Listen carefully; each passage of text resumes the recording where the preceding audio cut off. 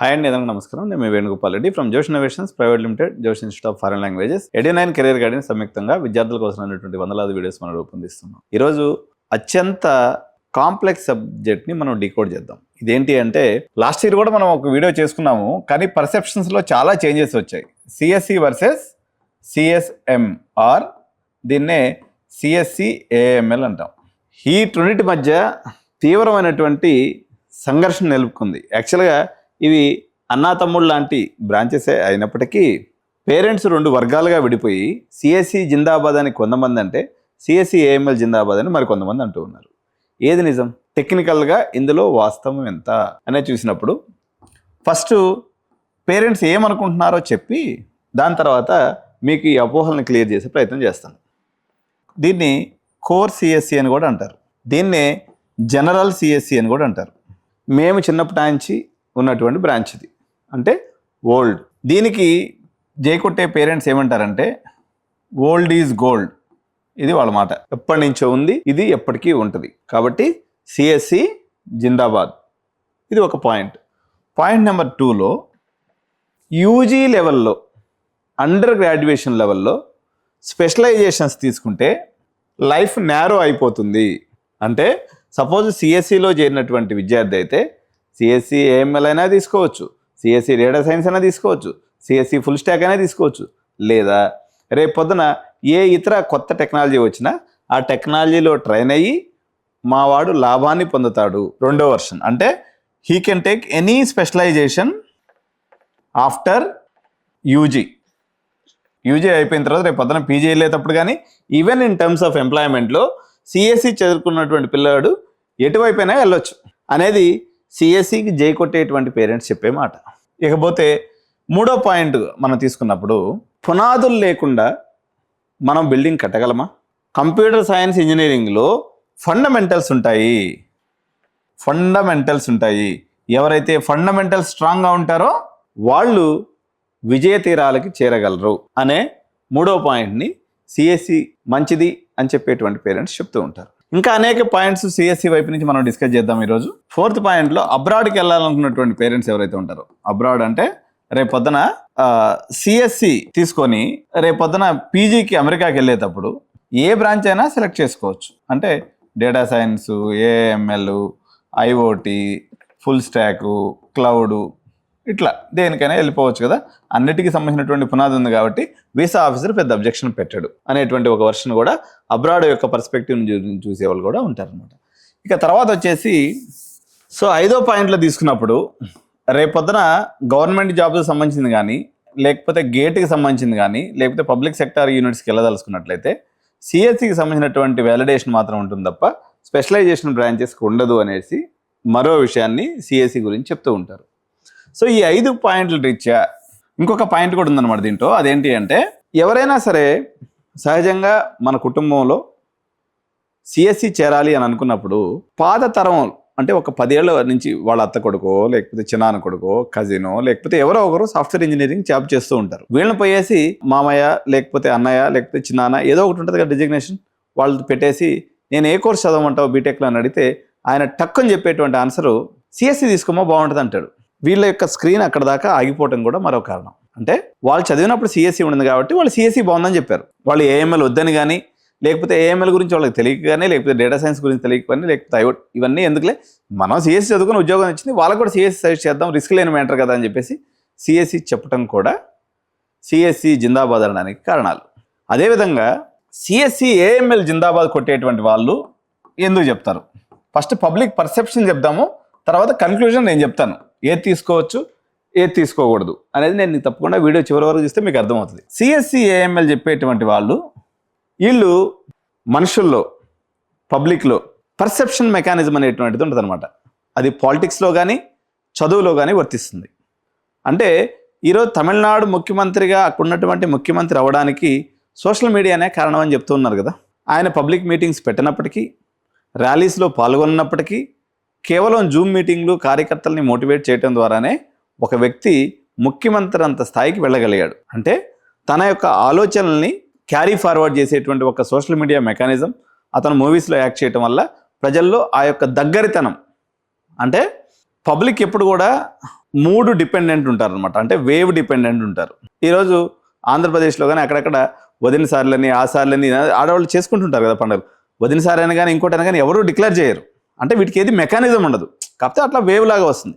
ఇప్పుడు ఏమైపోయిందంటే భారతదేశంలో కానీ ప్రపంచంలో కానీ మీడియాలో కానీ ఎవరు మాట్లాడినా ఈ ఏఎంఎల్ అనేటువంటి ఒక వేవ్, ఆర్టిఫిషియల్ ఇంటెలిజెన్స్ ఉద్యోగాలు తీసేస్తుందని, ఆర్టిఫిషియల్ ఇంటెలిజెన్స్ వల్ల ప్రపంచం సర్వ నాశనం కాబోతుందని కొందరు, ఆర్టిఫిషియల్ ఇంటెలిజెన్స్ కొత్త కొత్త పుంతలు దొక్కుతుందని, కొత్త ఉద్యోగాలు వస్తాయని, దీనివల్ల లక్షలాది మందికి అంటే కొత్త రోల్స్ వస్తాయని నమ్మేటువంటి వాళ్ళు, అంటే ఏదో ఒక రకంగా ఆర్టిఫిషియల్ ఇంటెలిజెన్స్ అనేటువంటి పేరుని మీరు సామాన్యుల దగ్గర నుంచి పెద్దవాళ్ళ దాకా వింటూ వచ్చారు. అంటే వాళ్ళ మైండ్లో ఆ పేరు రిజిస్టర్ అయిపోయింది. ఇప్పుడు హైదరాబాద్ కొత్తగా ఒక పర్సన్ వచ్చింది అనుకుందాం, కరీంనగర్ నుంచో, ఆదిలాబాద్ నుంచో, నెల్లూరు నుంచో, ఒంగోలు నుంచో. సహజంగా బిర్యానీ తినాలి అనిపిస్తే ఎక్కడికి పోతారు? ఆబ్వియస్గా సెకండ్ థాట్ లేకుండా ప్యారడైజ్కి పోతారు. ఎందుకు అంటే గత 50 సంవత్సరాల నుంచి హైదరాబాద్ బిర్యానీకి వాళ్ళు బ్రాండ్ అంబాసిడర్ లాగా అలా ఫిక్స్ అయిపోయింది. అంటే ప్యారడైజ్ బిర్యానీ సూపర్గా ఉంటుందని కాదు, ఇంకోటి చేసే బిర్యానీ బ్యాడ్గా ఉంటుందని కాదు, వాని పక్కనే సూపర్ డూపర్ బిర్యానీ పెట్టుకొని సొంతగా మాస్టర్ చేసుకుని ఇంట్లో చేసుకుని వచ్చి పెట్టినా వాడిని పబ్లిక్ నమ్మరు. ఎందుకు? వాళ్ళు వేవ్ని, పర్సెప్షన్ని నమ్ముతారు కాబట్టి. అదేవిధంగా ఏఐ అనే పేరు ఈరోజు ప్రజల్లో, విద్యార్థుల్లో, తల్లిదండ్రుల్లో మంచిగానో చెడుగానో బాగా రిజిస్టర్ అయిపోయింది అనమాట. ఏదైనా సరే ఓటు గుద్దేటప్పుడు మనం ఓట్లు వేస్తాం కదా రాజకీయ నాయకులకి, వాడు మంచి చెడు గురించి సంబంధం లేదు, వాళ్ళు మంచి వాళ్ళ చెడు వాళ్ళ అని సంబంధం లేదు. వాడి మైండ్లో వాడి యొక్క పిక్చర్ మన మైండ్లో కానీ రిజిస్టర్ అయి ఉంటే టక్కన వాడి మీద గుద్దేసి వచ్చేస్తాం. అట్లా కూనికారు నా కొడుకులు కూడా చాలామంది రాజకీయ నాయకులు అయిపోతూ ఉంటారు. ఇప్పుడు ఏఐ అనేది మీ దృష్టిలో మీ మైండ్లో రిజిస్టర్ అయినటువంటి ఒక ఆబ్జెక్ట్. మీరు ఒక 10 లక్షలు డొనేషన్ కట్టాలనుకున్నారు, నేరుగా పోతారు, మీరు ఆ యొక్క పోలింగ్ బూత్లో బటన్ గుద్దినట్టుగా ఏ కావాలండి అంటారు, వాడు చెప్తాడు 5 లక్షలు 10 లక్షలు డొనేషన్ చెప్తారు, సపోర్ట్ కాకుండా కట్టేసి వచ్చేస్తారు. అంటే దీనికి ఒక రకమైనటువంటి క్లారిఫికేషన్ మీ దగ్గర లేదు, కానీ ఒక పర్సెప్షన్ అనేది క్రియేట్ అయింది కాబట్టి అటువైపు వెళ్తారు. మరికొంతమంది ఆర్గ్యుమెంట్ ఏంటంటే వీళ్ళంతా intelligent parents, smart parents, AI వల్ల 10 ఉద్యోగాలు ఉన్నటువంటి చోట ఒక్కరే పనిచేయచ్చు, ఈ ఒక్కడికి ఎక్కువ శాలరీ వస్తుంది. 9 మంది ఉద్యోగాలు పోతాయి, 9 మందికి ఉద్యోగాలు పోతాయి, జాబ్స్ లాస్ అవుతుంది, లేదా శాలరీ ఇంక్రిమెంట్స్ ఉండు, శాలరీ తగ్గిపోతుంది. ఈ 9 మంది విషయంలో ఈ ఒక్కడికి మాత్రం విపరీతంగా శాలరీ ఉంటుంది, అన్ని ఫెసిలిటీస్ ఉంటాయి, విపరీతంగా ఇంక్రిమెంట్స్ కూడా ఉంటాయి. ఎందుకు? వీడు ఒక్కడు ఈ 10 మంది యొక్క మ్యాన్ పవర్ని రిప్లేస్ చేసి తెలివి కలిగి ఉన్నాడు కాబట్టి యూజింగ్ ఆర్టిఫిషియల్ ఇంటెలిజెన్స్ వీనికి ఎక్కువ శాలరీ అనేది వస్తుంది. పబ్లిక్ ఏమనుకుంటున్నారంటే, సపోజ్ ఎగ్జాంపుల్ వీనికి ఒక 5 లక్షల ప్యాకేజ్ ఉందనుకుందాం యావరేజ్న, ఏది ఈ 9 మందికి, వీని ఒక్కడికే 50 లక్షల ప్యాకేజ్ ఇస్తుంది కంపెనీ. ఎందుకు? 50 లక్షలు 30 లక్షలు ఇస్తుంది, ఎందుకంటే వీళ్ళని రీప్లేస్ చేసిన ద్వారా వాడికి కాస్ట్ కటింగ్ అనేది అవుతుంది, వాడికి పని తొందరగా అవుతుంది. చేర్చేటువంటి ప్రతి పేరెంట్ ఏమనుకుంటున్నారంటే ఈ 9 మందిలో మావాడు ఉండవచ్చు అనేటువంటి భావన లేదు వాళ్ళకి. వాళ్ళందరూ ఏమనుకుంటున్నారు, మావాడు ఈ 9 మందిని ఎస్కేప్ కొట్టి నేరుగా మావాడు వచ్చి ఇక్కడ ల్యాండ్ అవుతారని అనుకుంటున్నారు మీరు. అంటే దీని ఆప్టిమిస్టిక్ మెకానిజం అంటారు. ప్రపంచం సునామీ వచ్చి కొట్టుకుపోయినా నాకు మాత్రం ఏం కాదు అని మైండ్ సెట్ ఉన్నటువంటి పేరెంట్స్ అందరూ ఆర్టిఫిషియల్ ఇంటెలిజెన్స్ వైపుకి మొగ్గు చూపుతున్నటువంటి పరిస్థితి. సో ఇప్పటివరకు నేను చెప్పినటువంటి వీడియోలో పేరెంట్స్ ఏమనుకుంటున్నారు సిఎస్సి చేరడానికి కారణాలని, ఏఎంఎల్ చేరేటువంటి పేరెంట్స్ ఏమనుకుంటున్నారనే కారణాలను నేను మీకు వివరించాను. కానీ వాస్తవం ఏంటి? So what is the real fact at this time? What is going to happen to both CSC parents as well as for AML parents in the కొన్ని మిత్స్ ఏదైతే మీరు ఉంటాయో అవన్నీ తీసేసి నిజాలు మీకు చెప్పేస్తాను. తర్వాత ఇన్ఫర్మేషన్ అనేది మీకు నచ్చినట్టుగా మీరు తీసుకోండి. రియాలిటీ ఏంటి? సిఎస్సి పడిపోయింది అనేది నిజం. అంటే సిఎస్సిలో జాబ్స్ తక్కువైనాయి. ఎంత తక్కువైనాయి? దాదాపు ఒక 100లో 30% మాత్రమే వస్తున్నాయి. అంటే 70% మార్కెట్ క్రాష్ అయింది. ఇది నిజం. ఈ మార్కెట్ క్రాష్ అయినటువంటి ఎఫెక్ట్ సిఎస్సి మీద ఎంత ఉంటుందో సిఎస్సి ఏఎంఎల్ మీద కూడా అంతే ఉంటుంది. కారణం ఏంటి అంటే, మీరు ఒక ఫ్రెషర్గా కంపెనీలోకి ఏ రోల్స్కి, అంటే మీరు ఒక నార్మల్ కాలేజీలో చేరింది అనుకుందాం. For example CMR set engineering కాలేజీలో మీరు సిఎస్సి జరిగినారు, ఎంతో డబ్బులు కట్టారు, మీరు సీట్ తీసుకున్నారు, లేకపోతే కౌన్సిలింగ్లో మీ సీట్ వచ్చింది, జాయిన్ అయిపోతున్నారు. ఇంకొక పర్సన్ వచ్చేసి సిఎస్సి ఏఎంఎల్ జరిగింది. వీళ్ళిద్దరూ ఈక్వల్లీ టాలెంటెడ్ అనుకుందాం. అంటే వీళ్ళిద్దరు ఒకరు ఎక్కువ కాదు, ఒకరు తక్కువ కాదు, ఈక్వల్లీ టాలెంటెడ్ అనుకుందాం. సిఎస్సి వాడికి ఎంతైతే ప్యాకేజ్ వచ్చే అవకాశం ఉందో సిఎస్సి ఏఎంఎల్కి కూడా అంతే ఉంది. 1% కూడా ఎక్స్ట్రా లేదు. 1% కూడా ఏఎంఎల్కి ఎక్స్ట్రా ఉద్యోగం వచ్చి సిఎస్సి వాడికి తక్కువ ప్యాకేజ్ వచ్చేటువంటి ముచ్చట అసలు లేనే లేదు. ఇది ఒక మిత్. ఇది పాయింట్ నెంబర్ 1.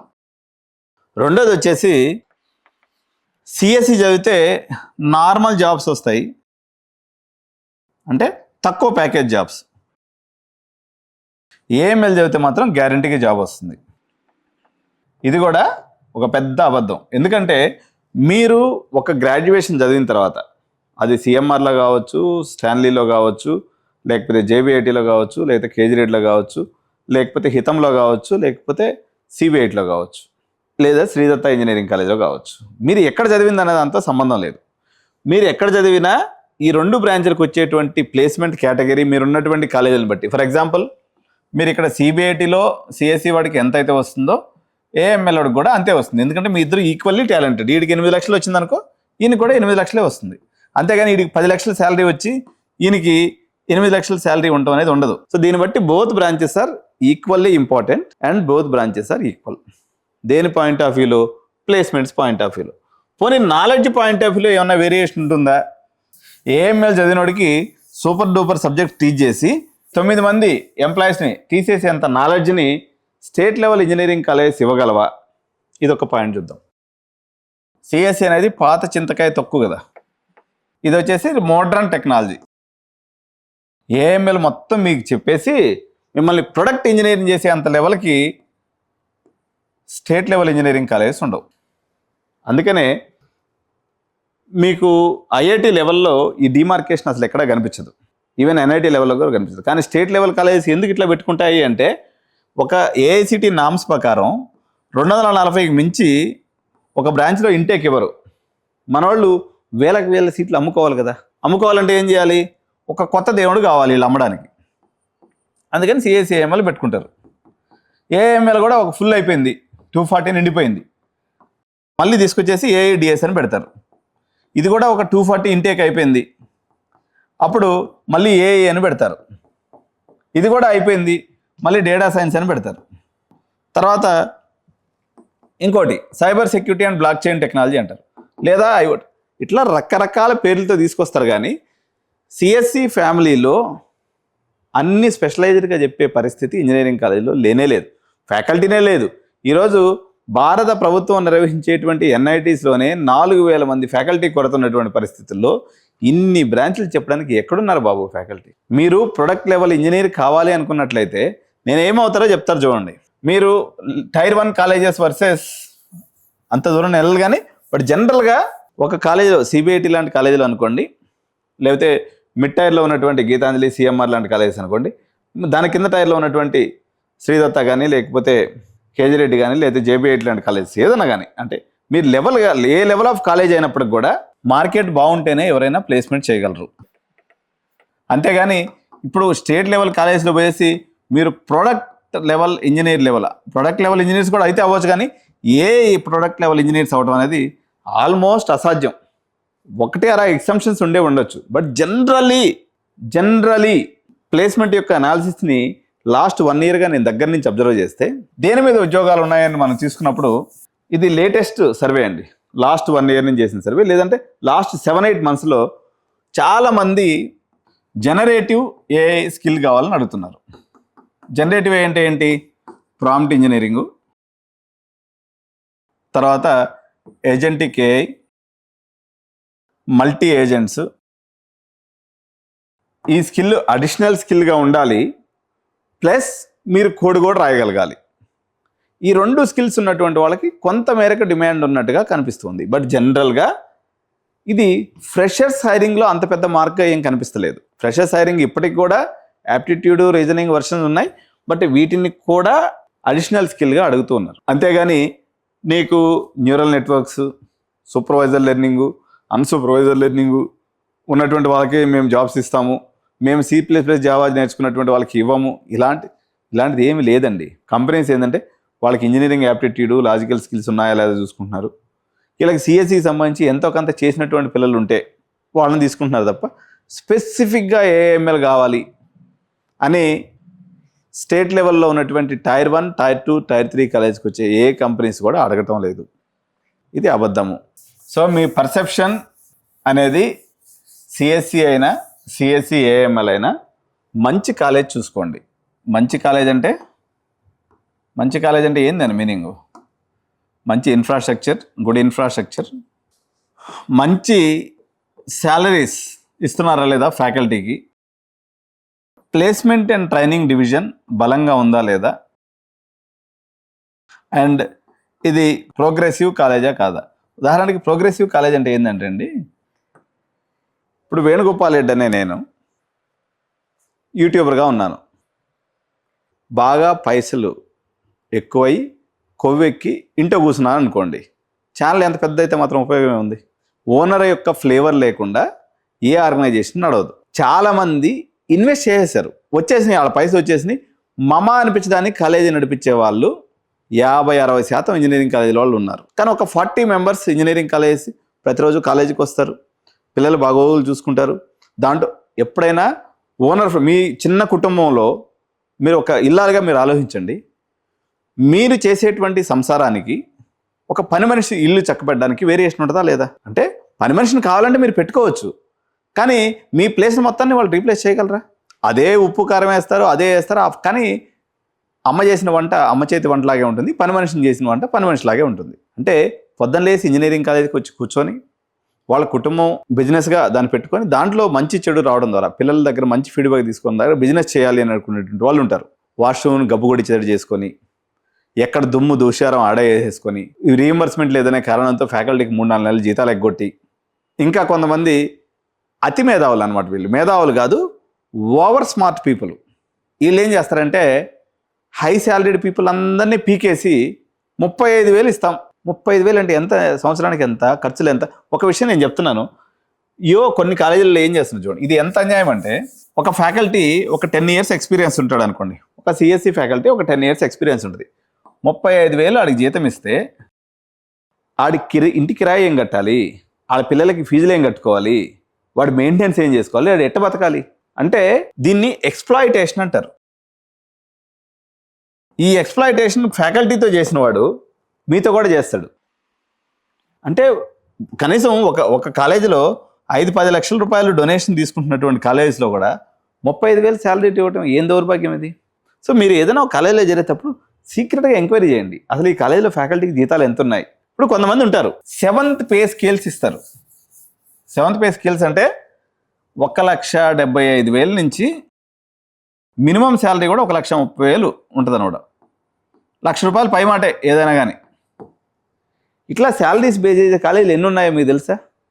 ఇది చెప్తే మా వాళ్ళు ఏడిచ్చేస్తారు. కానీ చాలామంది పిచ్చోళ్ళు, మైండ్ ఖరాబ్ అయినటువంటి వాళ్ళు మేము 25,000 కాడ నుంచి బేరం పెడతారు ఫ్యాకల్టీని. అరే వాళ్ళు ఎంటెక్లు చదువుకొని, బీటెక్లు చదువుకొని, ఇదే చైర్మన్ మళ్ళీ ఏం చెప్తారు తెలుసా? మా కాలేజీలో చెప్తే 10 లక్షల ప్యాకేజ్ వస్తుందని చెప్తాడు. ఫ్యాకల్టీకే వాడు ఎంటెక్ దాకా చదివిస్తే వాడికి 25,000 ఇవ్వడం చేత కాదు, కానీ వచ్చిన వాడికి మాత్రం డొనేషన్ తీసుకొని 10 లక్షల ప్యాకేజ్ కొట్టిస్తాను. ఇది ఏం కథ ఇది? కాబట్టి మీరు మంచి కాలేజ్ చూసుకోండి, జెన్యూన్గా తలుకులు బెలుకులని కాకుండా. మార్పులు వచ్చినాయండి. వచ్చినటువంటి మార్పుల్లో చాలా జనరేషన్ ఆఫ్ కాలేజెస్లో న్యూ జనరేషన్ ఎంటర్ అయిపోయింది. ఒకప్పుడు ల్యాండ్ లార్డ్స్ ఆ రోజున పరిస్థితుల్లో ఎట్లా కాలేజీలు పెట్టారు, వాళ్ళు చాలామందికి మంచి చేశారు, కొంతమందికి చెడు చేశారు, అయిపోయింది. కానీ న్యూ జనరేషన్ వాళ్ళు వచ్చి ఎవరైతే లీడ్ చేస్తున్నారో, అది గీతాంజలి ఇంజనీరింగ్ కాలేజీలో new generation Harshavardhan Reddy sir కానీ, లేకపోతే సిఎంఆర్లో అభినవ్ సార్ కానీ, లేకపోతే రోహిత్ కేజీ రెడ్డి కానీ, లేకపోతే ఎవరైతే ఈ చాలామంది యంగ్ జనరేషన్ ఇప్పుడు వచ్చి కాలేజెస్ని లీడ్ చేస్తూ ఉన్నారు, శ్రీదత్తాలో కానీ. అంటే చాలా ఇంజనీరింగ్ కాలేజెస్లో నెక్స్ట్ జనరేషన్ వాళ్ళ పిల్లలు చదువుకొని వచ్చి కొత్తదనం చేయాలనేటువంటి ప్రయత్నం చేస్తున్నారు. ఇటువంటి దాన్ని ఒకదాన్ని చూడాలి. అంటే కాలేజీని ఎవరు ప్రస్తుతం లీడ్ చేస్తున్నారు, ఆ కాలేజీలో ఫ్యాకల్టీస్ యొక్క శాలరీస్ ఏ రకంగా ఉన్నాయి, 7th పే స్కేల్స్ ఇస్తున్నారా లేదా, లేకపోతే ఫ్యాకల్టీని ఎక్స్ప్లాయిటేషన్ చేస్తున్నారా లేదా, ఇటువంటి చూసుకోవాల్సినటువంటి విషయం ఉంది. సిఎస్సి ఏఎంఎల్ వాస్తవానికి పెద్ద ఫరక్ అయితే లేదు. ప్లేస్మెంట్ పాయింట్ ఆఫ్ వ్యూలో రియల్గా నిజంగా తేడా లేదు. మీరు మంచిగా కోడింగ్ స్కిల్ నేర్చుకొని డే 1 నుంచి లింక్డ్ఇన్ ప్రొఫైల్ మెయింటైన్ చేసి మీరు గిట్హబ్లో ప్రాజెక్ట్స్ పెట్టుకొని మంచిగా లీడ్ కోడ్లో స్కోర్ మెయింటైన్ చేస్తూ జీసాక్ అంటే గూగుల్ సమ్మర్ ఆఫ్ కోడ్ ఇటువంటి వాటిలో కాంపిటీషన్స్లో పార్టిసిపేట్ చేస్తూ హ్యాకర్ ర్యాంకు హ్యాకర్ ఎర్త్ ఇటువంటి ర్యాంక్స్లో పార్టిసిపేషన్ చేస్తూ ప్రపంచం ఏ డైరెక్షన్లో మూవ్ అవుతుందో అదే డైరెక్షన్లో మూవ్ అవ్వాలి.